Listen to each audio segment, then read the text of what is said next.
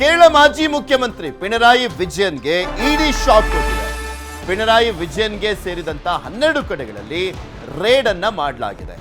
ಬೆಂಗಳೂರಿನಲ್ಲೂ ಕೂಡ ಇಡಿ ಅಧಿಕಾರಿಗಳಿಂದ ಶೋಧವನ್ನ ಮಾಡಲಾಗ್ತಾ ಇದೆ. ಪಿಣರಾಯಿ ವಿಜಯನ್ ಅವರು ಕೇರಳದ ಮಾಜಿ ಮುಖ್ಯಮಂತ್ರಿ, ಅವರಿಗೆ ಸಂಬಂಧಪಟ್ಟಂತ 12 ಕಡೆಗಳಲ್ಲಿ ದಾಳಿಯನ್ನ ಮಾಡಲಾಗಿದೆ.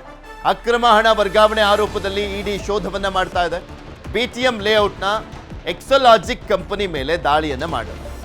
ಸಾಫ್ಟ್ವೇರ್ ಸಲಹಾ ಸೇವೆಗಳ ಸಂಸ್ಥೆ ಎಕ್ಸಲಾಜಿಕ್ ಕಂಪನಿ ಅಲ್ಲಿ ದಾಳಿಯನ್ನ ಮಾಡಲಾಗಿದೆ. ಪಿಣರಾಯಿ ಪುತ್ರಿ ವೀಣಾ ಒಡೆತನದ ಎಕ್ಸಲಾಜಿಕ್ ಸಂಸ್ಥೆ ಸುಮಾರು 1.72 ಕೋಟಿ ಹಣ ಅಕ್ರಮವಾಗಿ ವರ್ಗಾವಣೆ ಮಾಡಿರುವಂತಹ ಆರೋಪ.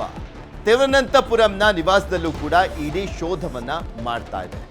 ಒಟ್ಟು 12 ಕಡೆಗಳಲ್ಲಿ ಪಿಣರಾಯಿ ವಿಜಯನ್ ಅವರಿಗೆ ಸಂಬಂಧಪಟ್ಟಂತ 12 ಕಡೆಗಳಲ್ಲಿ ದಾಳಿಯನ್ನ ಮಾಡಿ ಶೋಧವನ್ನ ಮಾಡಲಾಗ್ತಾ ಇದೆ. ಇಡಿಯಿಂದ ಈ ಶೋಧವನ್ನ ಮಾಡಲಾಗ್ತದೆ. 1.72 ಕೋಟಿ ಹಣ ಅಕ್ರಮವಾಗಿ ವರ್ಗಾವಣೆ ಆಗಿದೆ ಅನ್ನುವಂಥ ಆರೋಪದ ಅಡಿಯಲ್ಲಿ ಈ ದಾಳಿ.